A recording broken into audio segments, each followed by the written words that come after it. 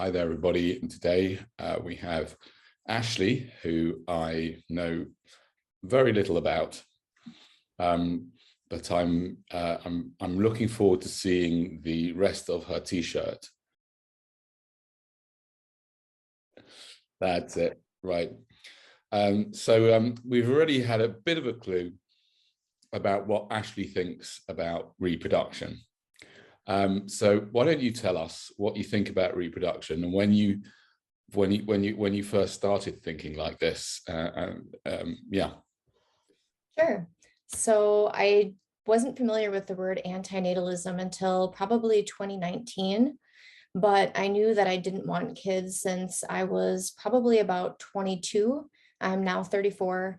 I dated somebody for several years who had a child. At the time, we started dating when I was around 21 and his son was 7.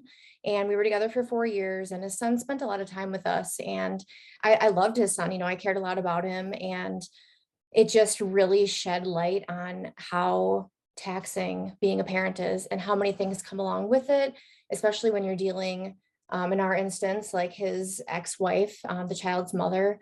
There was a lot of like conflict there, and it seemed very overwhelming, and it opened my eyes to a lot of things. And I previously used to think that I wanted kids, but I think that's only because that's what we're kind of conditioned to believe. You meet somebody, you fall in love, you get engaged, you get married, you start a family. And I started realizing like that path isn't for everybody and it's not for me. And yeah, I don't know. I feel unbelievably fortunate that I don't have kids. I got pregnant at a very young age. I got pregnant at 15 and my mom took me to get an abortion, thankfully. And I can't even imagine how drastically different my life would be had I carried that child to term. And yeah, I am so grateful to know that there's so many other people out there who feel this way and that there's a term for being against human procreation. And I think that there are so many important things that people don't think about before making this drastically life-changing decision. So I'm hoping to spread the word further and talk about it as much as possible. I know that a lot of people feel this way, but they don't feel confident enough to speak out about it because they fear backlash. And thankfully, I don't have to worry about that. So I want to speak out on it as much as possible. Great, thank you. So you got lucky, didn't you, really? Very much so. And so because a lot of people who come across this idea, sometimes when I spend some time in their forums and hear a little bit, or Facebook groups, some of them have a real kind of vitriolic hatred towards parents.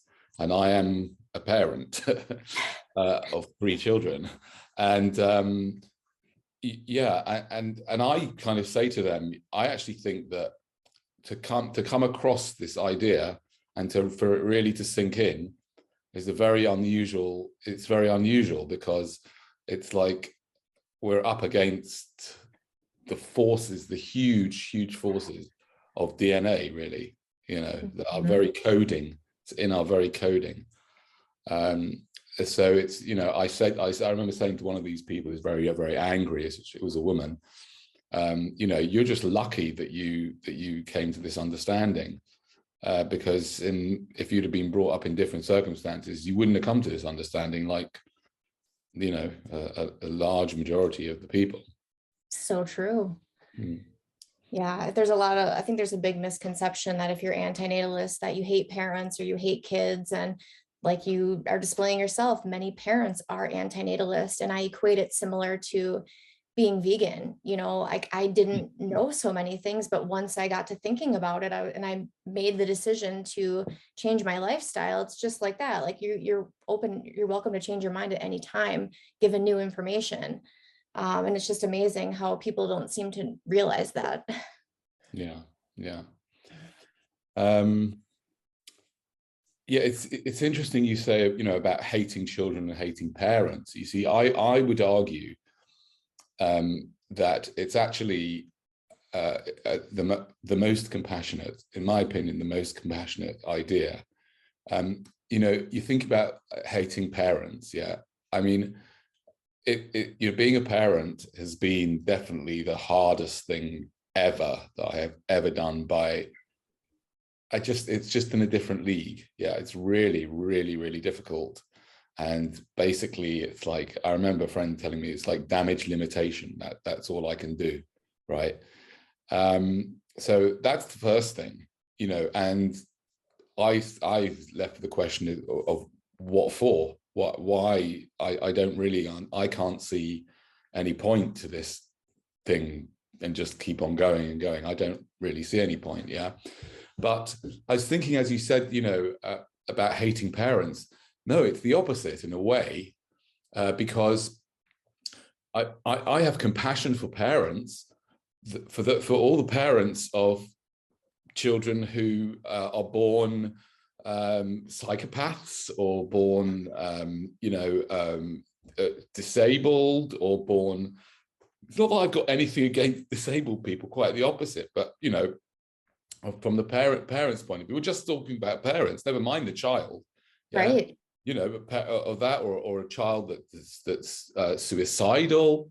Mm-hmm. You know, I just, you know, or a child that, I mean, there's so many different things that can go wrong. Yeah. And people don't consider these things. They just, don't. they have this, like, these rose colored glasses on that's like, everything's going to be amazing and my kid's going to be healthy and they're going to love me. And I mean, my mom never thought that my sister was going to kill herself. And now she has to live with that, you know?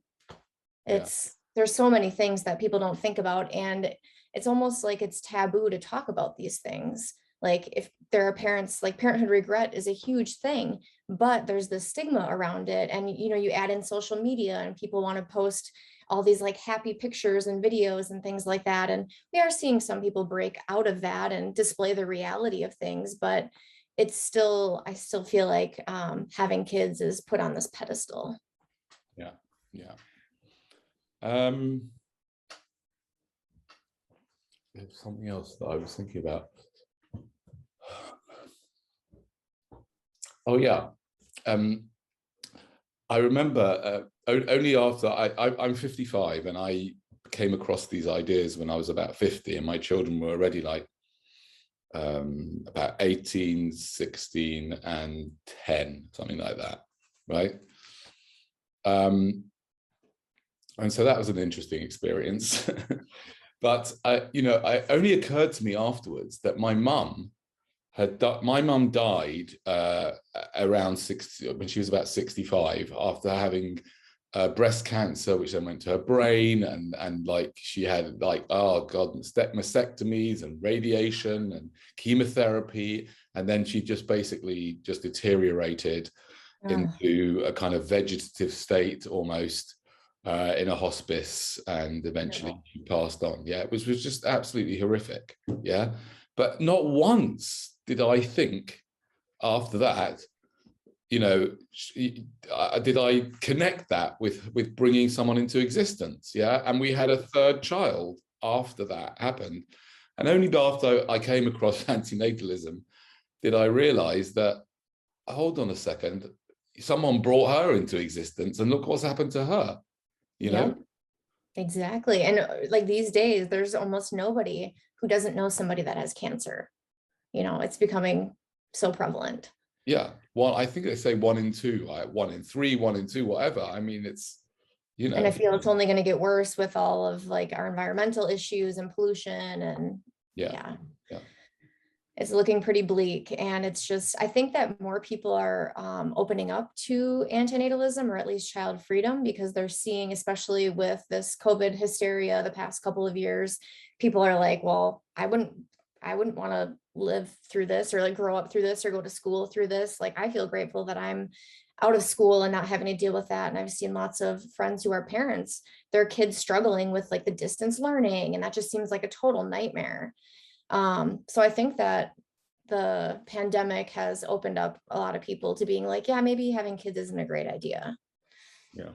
Yeah. Although you still see, I mean, you know, because people's minds don't work like the way our minds work at the moment. I mean, my mind didn't work like this either until a few years ago, but you know, they're just, it's amazing that they cannot see, you know, they cannot think ahead and see, well, do I really want to bring this child into existence? Could this child want to come into existence, want to come into this? What, you know, and even when we had children, I didn't really think past the children bit, the little toddler bit. I didn't even think past, not really.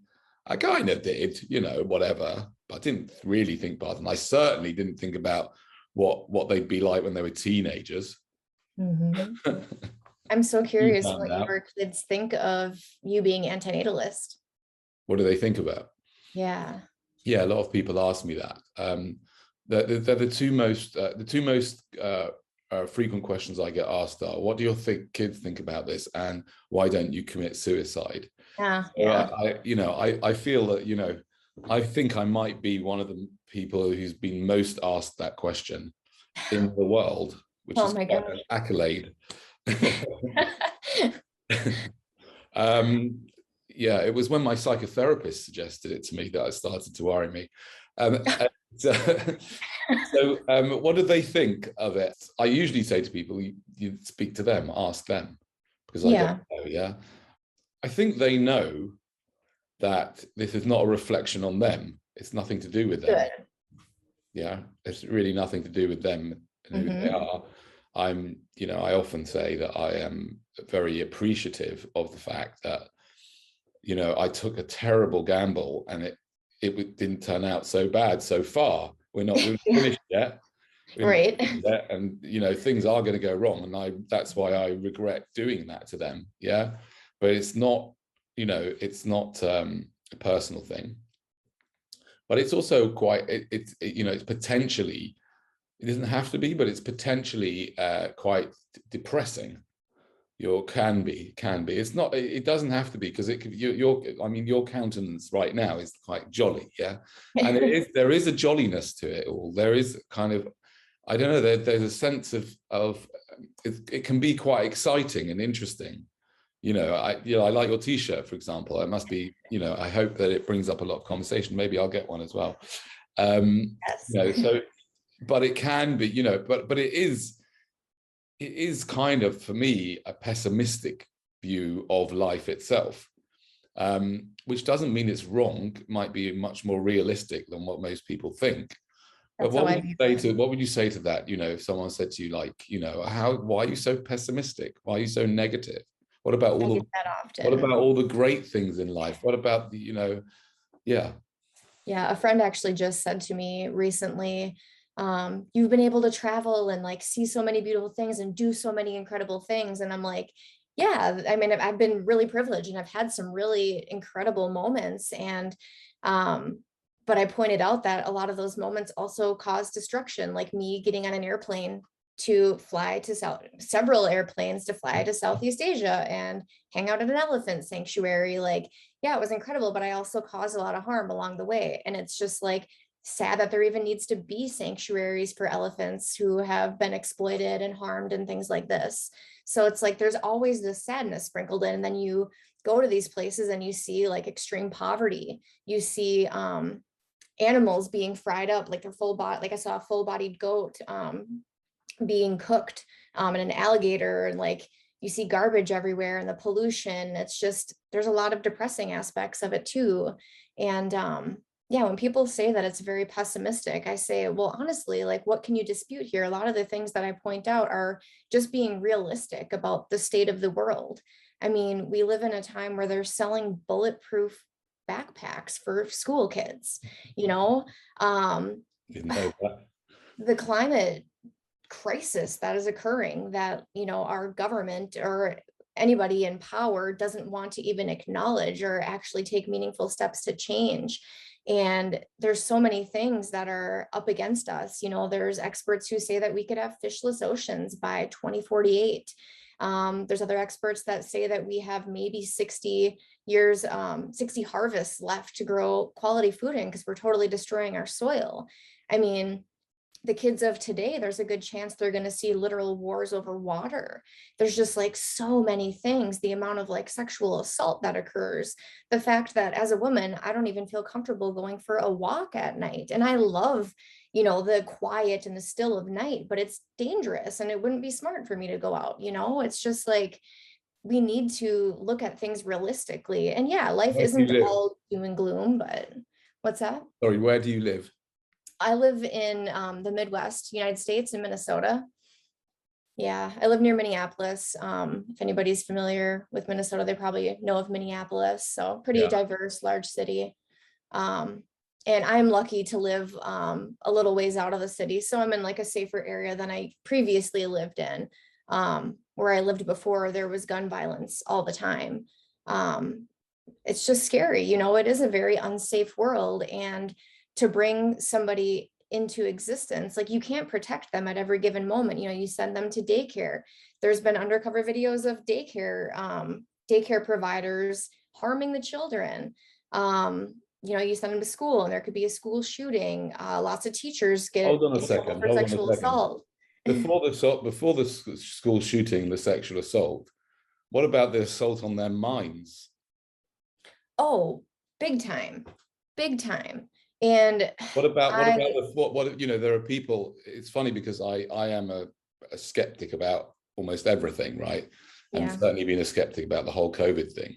yeah. When people I know go and protest outside of school, I say to them, why weren't you there last year protesting about the food that they're feeding the kids? Can you imagine?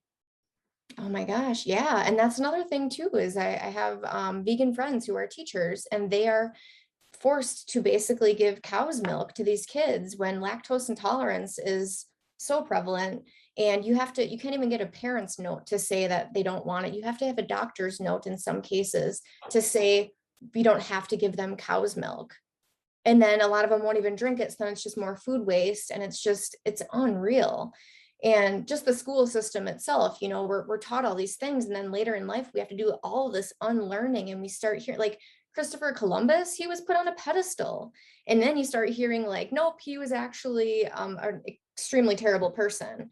You know, and just like even saying the Pledge of Allegiance at the beginning of the school day, like that is some dark shit. Like, I don't know. But yeah, it's just these systems that keep getting perpetuated, and people will say things like, well, you know, well, my kid could come into existence and they could change the world for the better. So then I ask them, like, who can you name who has made meaningful and long lasting change? I mean, yeah, there are some people that stand out as doing some pretty incredible things, but I mean, we still have racism, we still have sexism, we still have all these things occurring. I mean, and now being in the age of distraction, I think a lot of people are just kind of like on autopilot and they're doing what they need to do to get through the day. And they don't have the time to think critically about these things, nor the energy to really put forth to change these systems. I mean, I just left my job with a nonprofit animal rights organization. And man, I had to leave because I got so burned out. We have such a lack of activists. You know, we have all these people who eat plant-based and claim this vegan title, but they don't want to actually get active to try to make things change. You know, like people just, and then once people have kids, then they don't show up to actions anymore because they're busy. You know, it's just, it's having kids is a really big distraction, and we're not going to be able to fix all these messed up systems that are in place if we don't have people who can like dedicate their lives to issues, to actually trying to change them. Well, you know, when people give me that answer about, you know, my son's going to be, you know, the one that does this wonderful thing, I, as well as saying what you say, I also ask them, well, what are the chances of that happening? And what are the chances that your child will be a psychopath, for example? Exactly. Or a rapist, like that's far more That's common. a really serious chance. I mean, you know, according to a very small amount that I've read, it's like between, I don't know, 1% and 2%. Maybe it's a tenth of that. Maybe even if it's 1 in 1,000. Like, why would you want? I mean, that would just be awful, absolutely awful.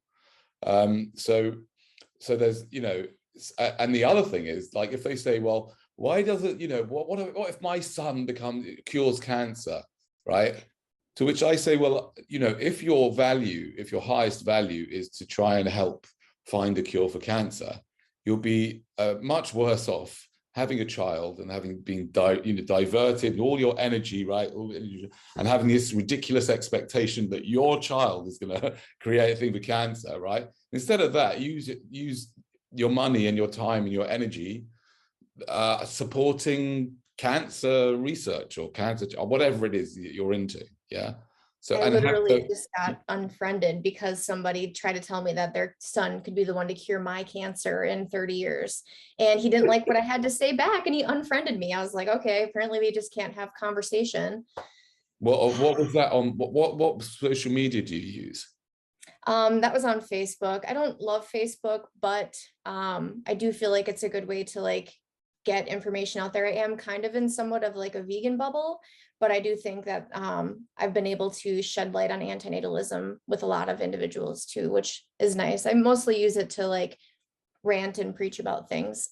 Right. But and I also, it just dumbfounds me when this individual who unfriended me, like he's vegan as well. And, he knows the struggle that we're up against in fighting for animal rights. And it's just like, why would you hope that your kid could do these things? Like, first of all, they're probably going to get really stressed out. It's going to be very overwhelming.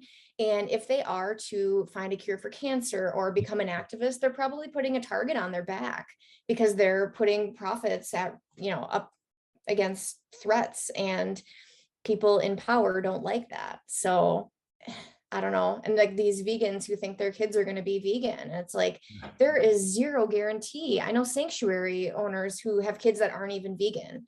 There is no guarantee. And that's like that was what my post was kind of saying. Like, I couldn't imagine having a child and then they end up being an animal killer. That would destroy me. And it's like, this person only exists because of my choice to bring them here. And now they're causing the harm that I'm like dedicating my life to trying to stop. That would be so defeating. So yeah, people just, they have like these rose-colored glasses on. They think that they know what their kid is going to be like, and there's just zero guarantee. And there's just so much risk involved. It's not worth it. And then you add to it all the already existing life that don't have their basic needs met.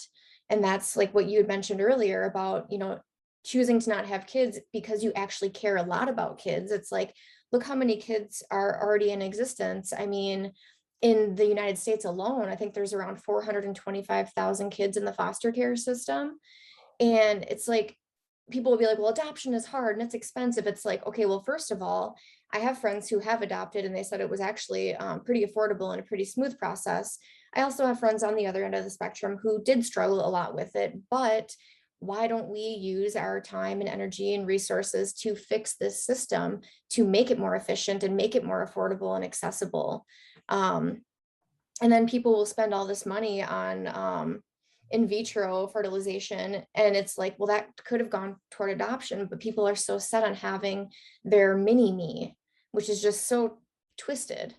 Like people have like non-human animals that live with them and they love them as if they're part of the family. So how are you going to tell me that if you bring another human in, like you can't care about them just as much? Like, don't you care about your friends? And it's just so silly. It's like this mental gymnastics. People want to like fight against every logical argument. And I don't think there is a logical argument. And I've been are you familiar with Stop Having Kids at all? A little bit, but tell us. Okay.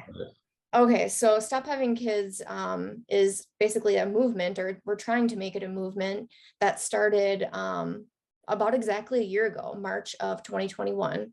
And it started in Portland. My friend Dietz founded it. And he's been an animal rights activist for many years. And a couple months into COVID, he decided to get a face mask made that simply said, "Stop having kids." And he started to get a lot of people like asking questions about it and like, starting up conversations. And he's like, whoa, I think this could maybe be a thing.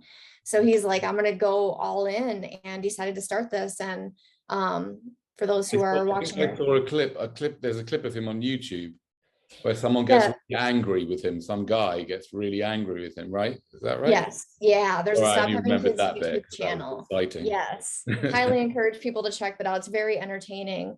Okay. I think there's maybe like 6 or 7 videos on the channel so far. I'll put Many the more to description. come. Yeah, I'll put it in the But description box. I'll get it from you. oh, perfect. Thank you. Yeah.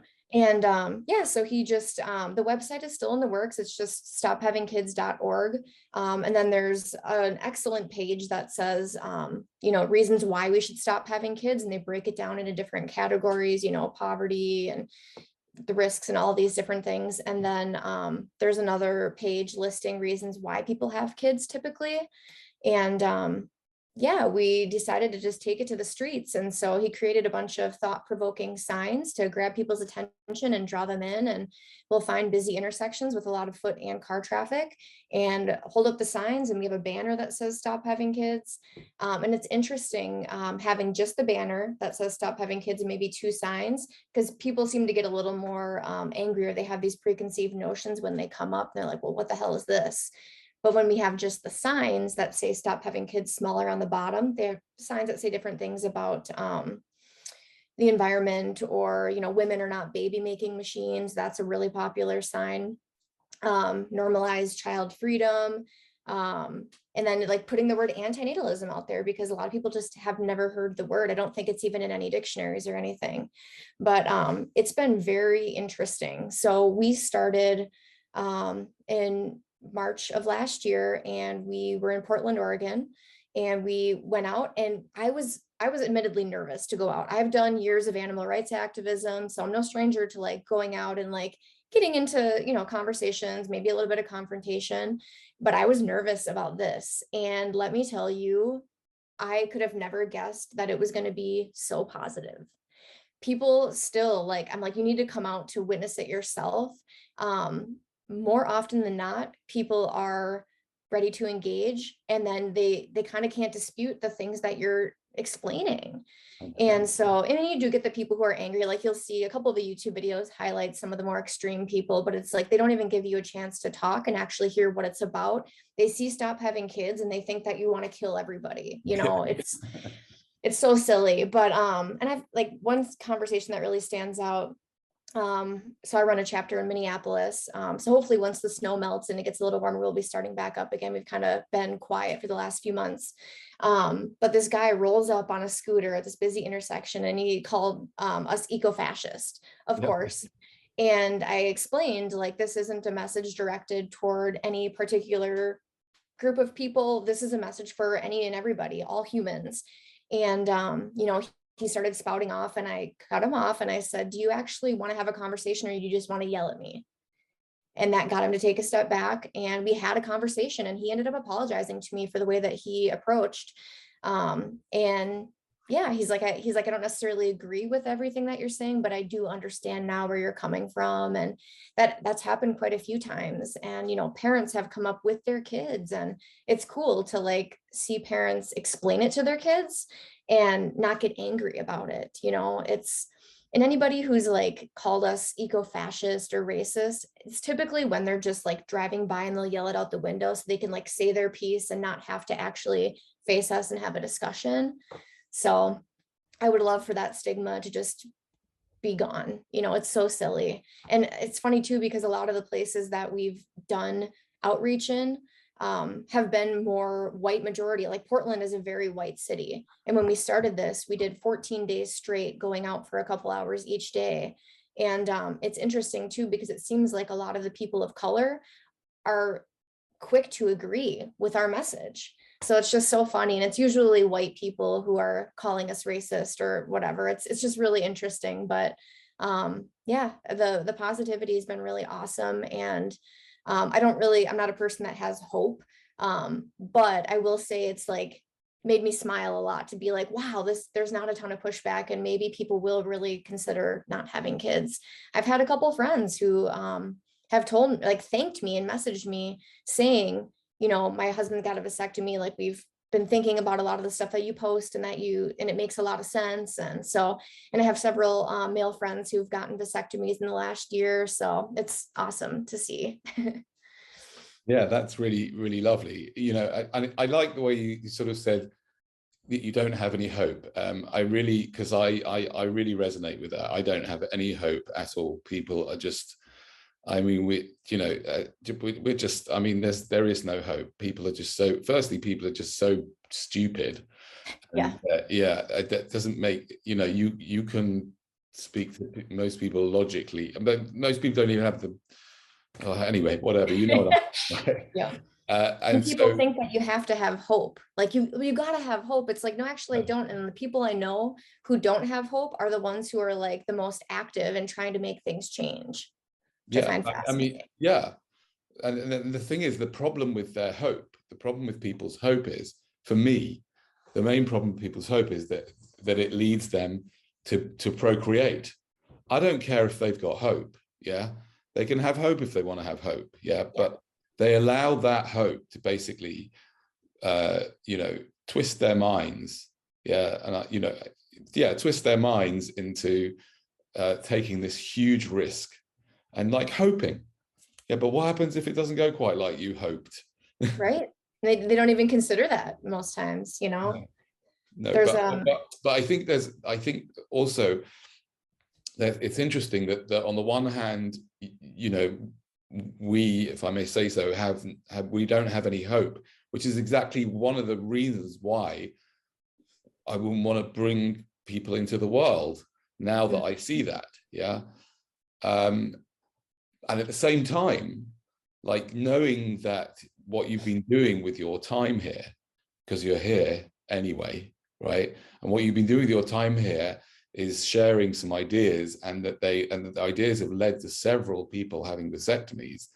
That I think that is something to make you smile. That's wonderful, because at the end of the day, whilst all this is whilst I have no hope, and it's all, and this is I the last 2 years, to me, one of the things just shows me that from my point of view, we are living in an asylum.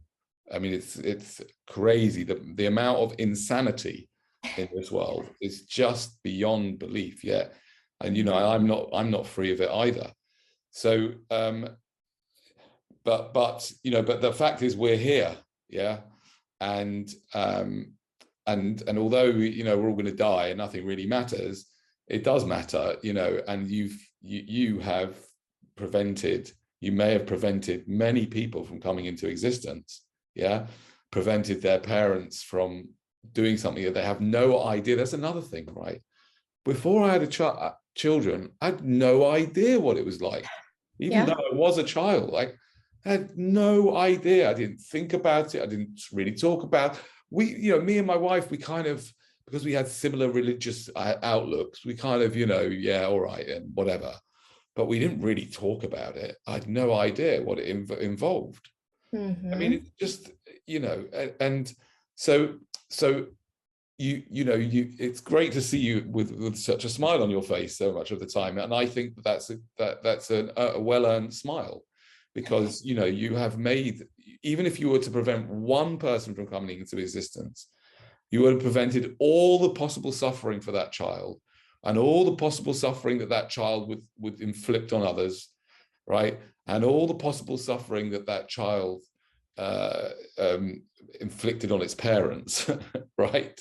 Yeah. That's huge. And all the descendants of that child. Exactly.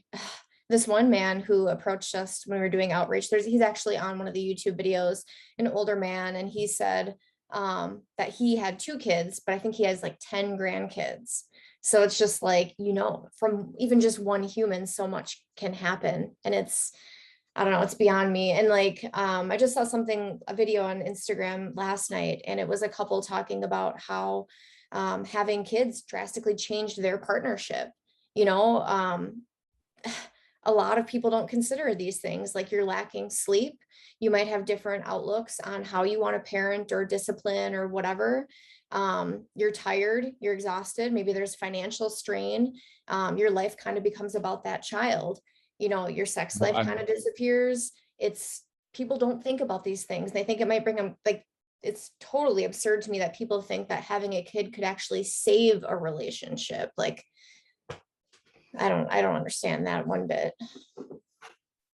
I wanted to just move over slightly to another aspect of looking at this whole subject. What do you think about DNA and sex? Well, I'm wondering what exactly you're getting at here. It doesn't have to be DNA and sex. I'm just you can answer them separately. What do you think about DNA? I don't really have much thoughts. I mean, the first thing that comes to mind is people saying that they want to like pass on their DNA or like, and I think that's silly. I mean, I think it's pretty meaningless. Like, as we've both kind of said, we think that there's not really any point to all this. So why do we keep perpetuating it? Yeah, people, I mean, people, when I speak to people on the streets, you know, it's, I'm trying, I want to pass on my legacy.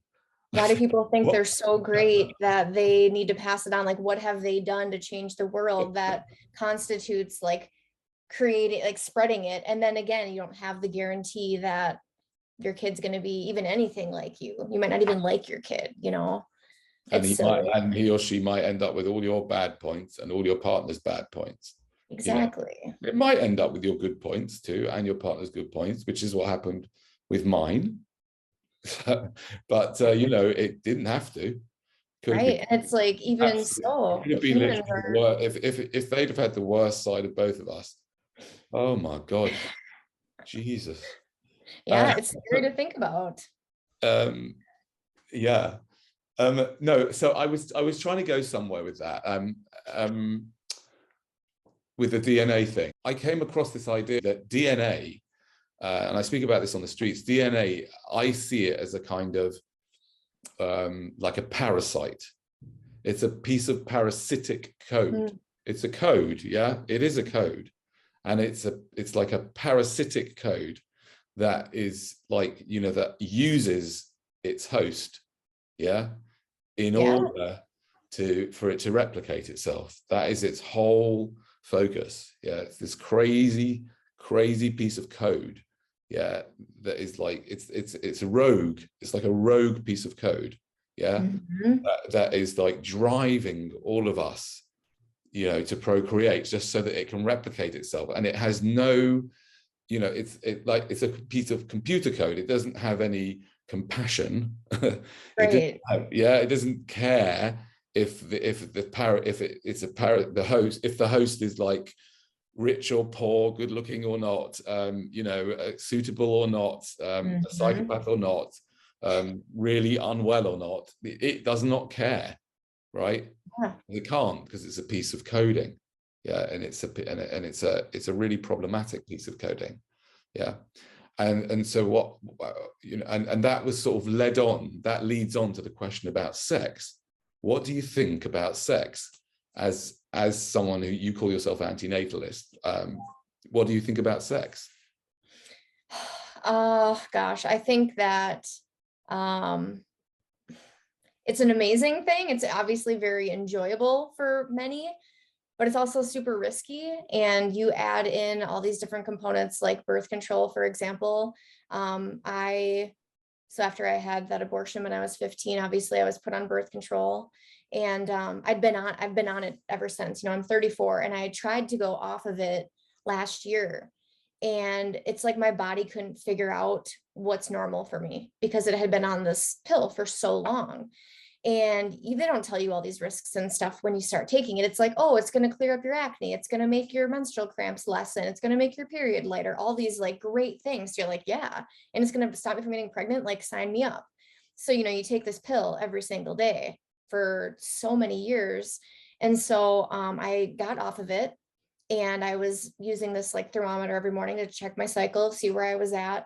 And my skin got awful. I was extremely depressed, like feeling quite suicidal, actually. Not to the point where I was actually going to take action, but like the thoughts were really swirling. And I'd made a post on Facebook about it to see, like, has anybody else had anything similar? And somebody had recommended a Facebook group, and there's thousands of women in there who've all been dealing with this very same thing. And they're like, I don't know how long I can, you know, try to push through this. And people are recommending different things like acupuncture or all this. And I'm like, I don't have time to like try to test out all these solutions, because I don't feel well, like mentally, physically. So I did go back on it.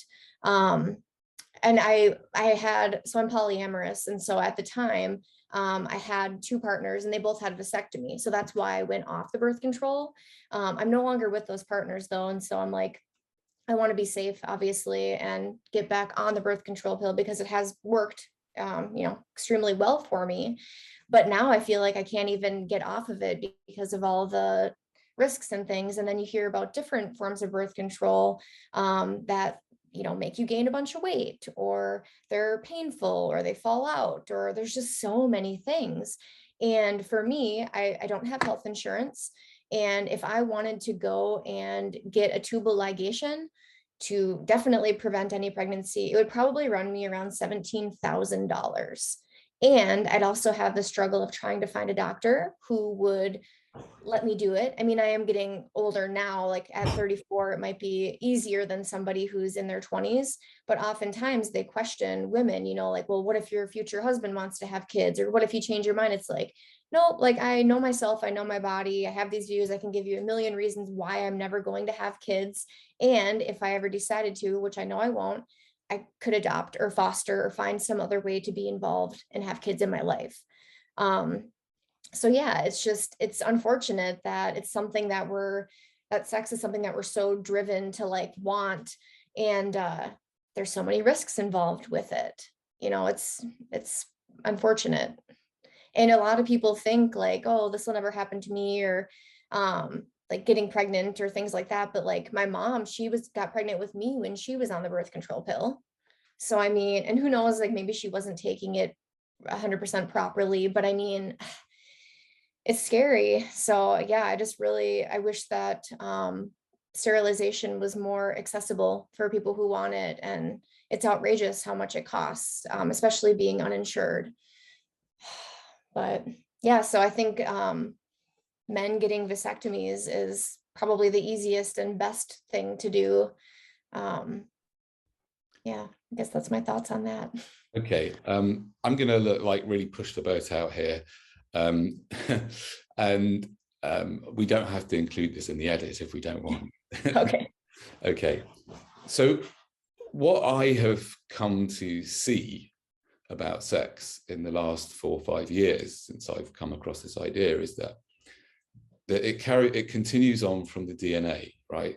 The DNA is what codes us and our behavior. Yeah, it's the code that runs our behavior. Yeah, and it's like, for want of a better way of explaining it, I'm not saying that this is like a metaphor, but it's like the DNA has manipulated life in such a way that sex feels so good, yeah, that it's a trick.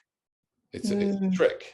Yeah, it's the biggest scam of all. Yeah, think about it, right? It's a few seconds of pleasure, yeah, and you could create a whole lifetime of responsibility, destruction, all sorts. Yeah, yes, and there's also a lot of joy, and there can be a lot of joy along the way. I'm not denying that, right? But coming back to sex is an evolutionary scam. It's an evolutionary scam. It's the ultimate conspiracy. Yeah, I never thought that much about it. Like that, and when I speak to conspiracy theorists, I think it's nice though, isn't it? It is nice. That's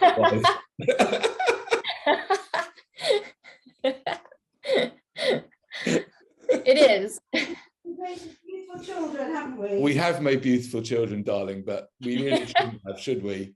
We didn't really know what we were doing, did we? It all worked out for the best. Well, it worked out for the best so far, but they've not finished their lives yet. Neither have we. It's funny because, like, I've become this rabid. I don't call myself an antinatalist at the moment, but I'm working on a different word, which I may share with you offline after we. Okay. But whereas my wife is like a, signed up natalist. She wants grandchildren. I don't. Oh, wow. Yeah, so that's interesting. No doubt. So yeah, so coming back to sex, yeah, it is nice. Of course it's nice. It's lovely. But that's the whole thing. That's the scam of it all. And it's the ultimate trick of distraction. It is distraction. And in fact, if you look at the science of it, whilst you're having sex, I can't remember the right term, but basically your logical part of your brain is switched off. Yeah. Yeah. And that's the thing, like it is crazy how we're so wired to want it, because if we weren't, then all the sexual assault likely wouldn't occur. And even in relationships, like sex can be a lot of cause of conflict. Whether people aren't getting their needs met in certain ways, or they want it more than their partner or less than their partner, or when you're dating or you want to date somebody and they want to have sex with you but not date you, like it causes so much conflict as well. Yeah. The other thing that occurs to me is that you haven't said, maybe you just haven't thought about it, right? Is one of the things that I also say tongue in cheek. I don't usually talk about what I talk about, but I will now. Well, I say tongue in cheek, but I do kind of mean it. Is that there, in my opinion, there is an even better solution than vasectomy. Yeah. Which is basically to become a tantric master. Oh. And for you to, and like, if you I say to women, if you really like realize your worth, yeah, then you wouldn't want to be with anybody who would want to risk making you pregnant. Yeah. If they really cared about you, right? Why would they even dream of risk of making you pregnant? Yeah. So so a tantric master, right, is committed. I'm talking about the type of tantric master that's committed to semen retention. Yeah, there are different types of tantra, but I'm saying, if men realized that there's a real huge benefit in learning to control that last bit. Yeah. Really, really beneficial on many, many levels. Yeah. And it's really, men think it's really difficult, but it really isn't that difficult. If you think about what some men put themselves through, like, I don't know, a marathon. I've never run a marathon before, but I'm sure it's more difficult to run a marathon than to just forego your orgasm. Right. Yeah. And so like, I think that's also a consideration that women could think about seriously. Is to and I genuinely mean it.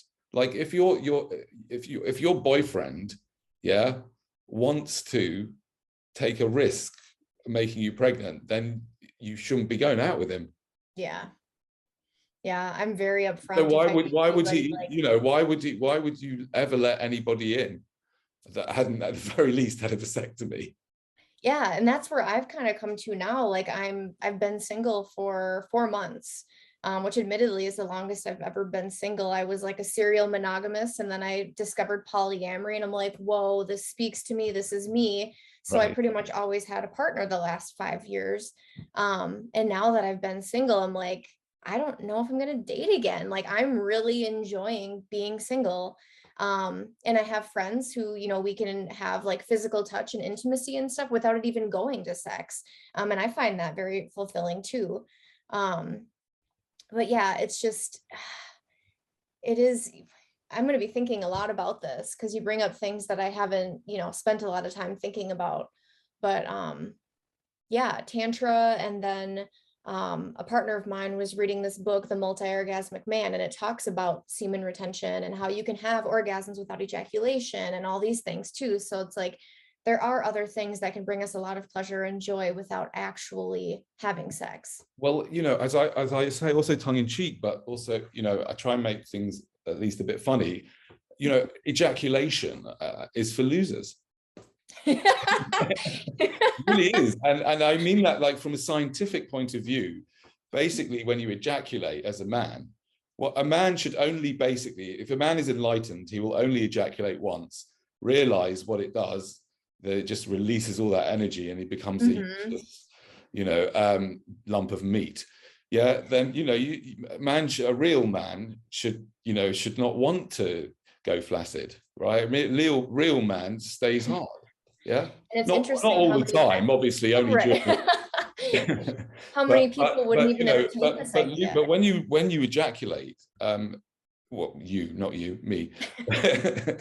When a man ejaculates, yeah, he loses control of this dangerous weapon.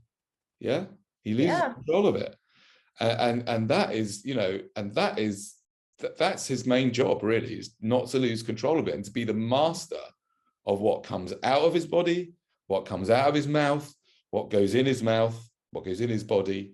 Yeah, to be the master of all that. That is our job. And, you know, and I think that's a very, you know, again, as an antinatalist, as a, you know, it's a great spiritual practice, and it will totally transform your sexual experience. In my experience, yeah, because if I'm going through a period like that, let's hope my kids don't watch this. If I'm going through a period where I've committed, yeah, my whole experience is different, and so is my partner's, because I'm committed to making sure that it doesn't happen. Yeah, so I'm concentrating on her, you know, and I don't get a lot of complaints, as you saw before. Sometimes, you know, sometimes if it's 6 o'clock in the morning, we're still going, she might be a bit upset because she can't get up for work. But it's do it you is hear much talk of this? Like, and have you heard other antinatalists talk about this at all? Like, no, it's wow. no, it just came into my crazy head.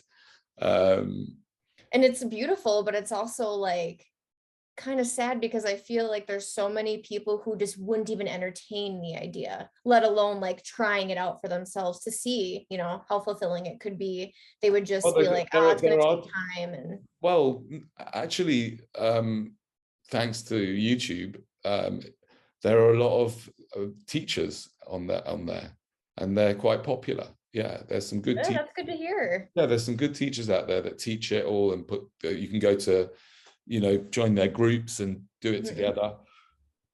So yeah, it's good. It's a growing thing. It's good to hear. I'll have to do a little learning and try to plant some seeds to get people talking about that. Yeah, absolutely. I think you could, you know, I've been a bit lacking with my leaflet. I used to give out leaflets, but you know, there's lots of good stuff you can put on leaflets, very provocative about sex. There was just wanted to just go back to one thing that I remember that you said, I thought was interesting, that I've never thought of before, which is that you know, people want to have their own children, yeah. And I wanted to speak to you about if they didn't have their own children, other things they can do other than adoption. But I just thought it was really interesting that you know, because we've recently got a dog, and I never thought about, I just thought to myself, now I never thought before about what you were saying, is like, you know, we love the dog, so cute little dog, fantastic, right? I'm not its dad, you know, so what on earth are they thinking? Why does it even make any difference if someone swapped them at birth, yeah, and they looked similar? Well, they're gonna, you know, it wouldn't make any difference. The other thing I thought about is that one of the things you can do if you have the audacity to think you're going to be a good parent, which is, you know, a delusion basically, right? If you think that, then another thing you can do is to positively make an effort to find people who of the opposite sex, who, or the same sex actually, who have already had children. Yes. Yeah. Yep. And the great benefit of that is that if you don't like them, you don't have to stay with them. If you're decent, you could still be a very decent person, have a lovely relationship, and be kind to the children. But if it doesn't work out either way, yeah, you can separate, which is not so easy if you have a child of your own. Yeah. Right. I know so many people who have stayed with their partners who they haven't been in love with for literally years, but they stay together for the kids. Yeah. You know, and they put themselves through even more hell. A close friend of mine, she wanted kids so badly. She was pregnant with her son when she graduated high school, she's been with her husband since 8th grade. And, she's been unhappy for a while. And, her kids now, her son's 18, her daughter's 16. And she's like, I can't wait a couple more years. Like my happiness and everything, like I just can't do this anymore. So she left, and now she's dealing with her kids demonizing her because of things that their dad is saying. And it's just all because she just wanted to have a little bit of happiness for herself. And she's not abandoning her kids. She lives 20 minutes, not even away. Like, I don't know, it just makes things so much more complicated and gets people, like, it's a trap. You get stuck in situations that you otherwise probably wouldn't be in. Yeah. And it's sad. Yeah. Yeah. I was chatting this morning with a friend of mine who's a nanny, and she had told me that her and her partner have like officially decided they're not having kids. Like they kind of are already leaning toward not, going from really, really wanting kids like years back to now. And she sees a lot of my posts and interacts on them and messages me about them too. And she's like, yep, like that's it. And she's like, being a nanny has really opened her eyes to a lot of things. And it's interesting because I've spoken to several people who are daycare providers or nannies or teachers of young kids, and they don't want kids of their own because through their like they love kids, but they don't want to have them permanently. Like they can make a positive influence and impact on these kids, but then they can go home and like have their lives as well. So it's just really interesting, like doing outreach. We've met several teachers who, they're in their 50s, 60s, and they're like, nope, never had kids, didn't want them, love them, but like don't want to have them full time. And it's like, there's so many ways you can be involved with kids without having them yourself.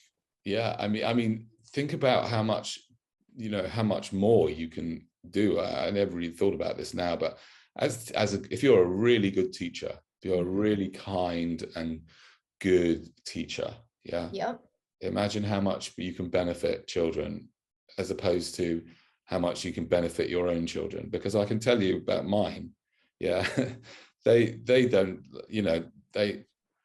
they're really not interested in anything I have to say, pretty much. Yeah. Well, they pretend that anyway. Whatever. It's I have much less influence on them than let's say neighbor's kids who watches my films. She says he's always watching your films. My kids never watch my films, or occasionally have a call. That's not true, but they don't. One of them maybe watches a fair amount of them, but I don't think the other two do. And if I would have been a teacher, I mean, I didn't think about it at the time because I was a completely different person. But I'm saying now, for example, I could have much more influence on young people if I was in the right position and I really wanted to, rather than going through this whole experiment, which is another thing, by the way, that in Mendham sort of very ungracefully, calls this whole thing just an experiment. And that's what it is. Basically, it's a crazy experiment that our parents sort of engaged in, or that and that I engaged in, and it's literally like just throwing the dice. Are there any other questions that you have for me? Because we're coming towards the end of our time together.